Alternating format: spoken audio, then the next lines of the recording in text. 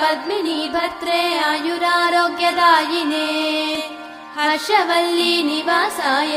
सूर्यदेवं तव सुप्रभातम् उत्तिष्ठोत्तिष्ठ चायेश उत्तिष्ठ उषयोज्ज्वल उत्तिष्ठ पद्मिनी कान्त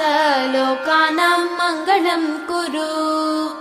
मातः समस्त जगतां मधुकैटभारेः सव्येतराक्षी परितोषिणि पद्मनीड्ये नाथानुबद्ध भुवनावनबद्ध दीक्षे प्रत्यक्ष दैवतरमे तव सुप्रभातम् छाये किलाश्रित वरप्रद कल्पकल्पे विस्वाप्तधाम निलयामल दिव्यभासे आयाहि शीघ्रमघनासिनि संश्रितानां